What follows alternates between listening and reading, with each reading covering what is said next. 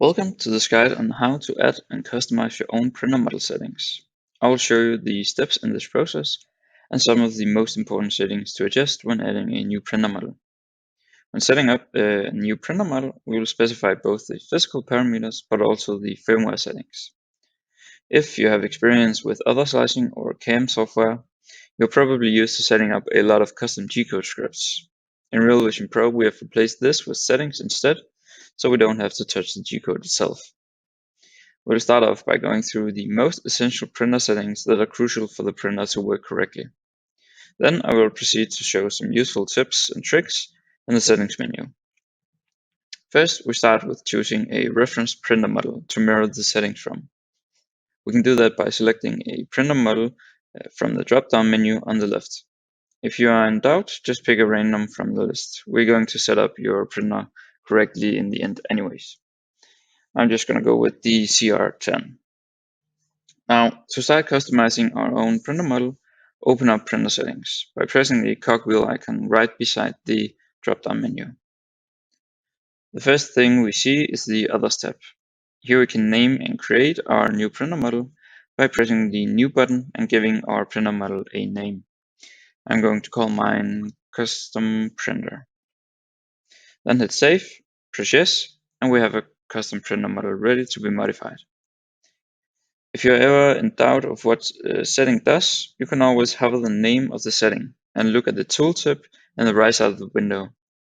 Here a short description of the setting and tips will appear.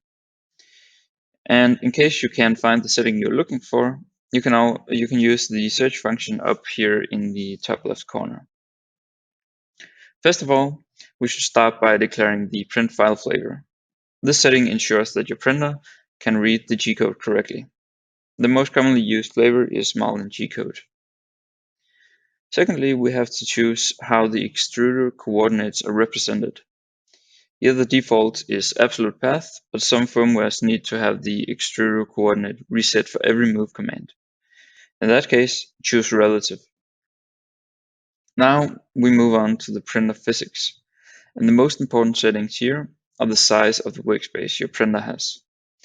These settings can be found under the Workspace tab.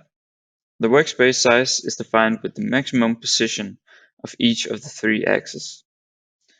Almost all printers have 0 as their workspace minimum coordinate, so we'll leave 0 for these settings.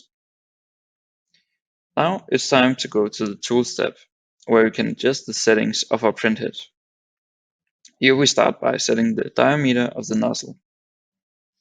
Then under the extruder settings, we can specify the diameter of the filament as well. For most FDM printers, this is 1.75 millimeters. Now I've actually shown you the 5 most important settings to adjust when setting up a new printer model. I will continue showing you some more settings in this video, but feel free to stop now and try out your new printer settings. In that case, remember to save your settings again before closing the window.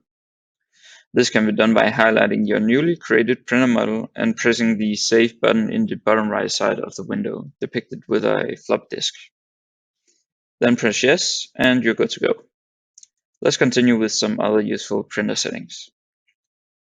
So, let's specify what coordinate system our printer is using. For this, go to the Workspace tab and set the coordinate system accordingly. Then we want to make sure that the front of the printer is set correctly. When this is set up correctly, your objects come out of the printer in the same orientation as in the REALvision workspace. Choose which corner your printer homes in. If you're unsure which corner your printer homes in, go to the screen on your printer and use the menus to home it. Afterwards, your printer needs to know in which position to return to after a successful print. This is set under End of Print Position. With the default settings, the printer simply moves 50 millimeters away from the print on C. Likewise, we need to specify in what position the printhead will be heating up before a print is started. This allows the tools to heat up at a safe position so they don't burn and ooze old filament over the print bed. Now, in case we have multiple tools, we want to return to the Tools tab. Here we can add another one by pressing the plus sign. This will give us a copy of the settings from our other tool. Remember to verify the filament and nozzle diameter for each tool you add. Also, remember to add a heater to our second tool. And if we have multiple tools, it's also important to specify an offset between these tools. The first tool should have an offset of 0, and let's give our second tool an offset of 30 millimeters on the x-axis.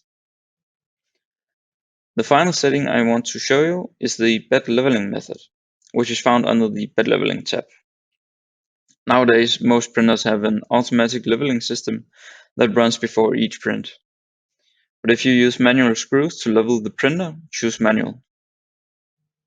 There are many more settings we can change, but I've shown you some of the most important settings to adjust when adding a new printer. Take a look around and see if there are any other settings you want to change. And when you're done, it's time to resave your printer model. Highlight your printer model in the bottom right corner and hit the Save button. Press yes in order to update your settings. Close this window, and that's it. You now have created a custom printer model ready to get printing. Thank you for watching.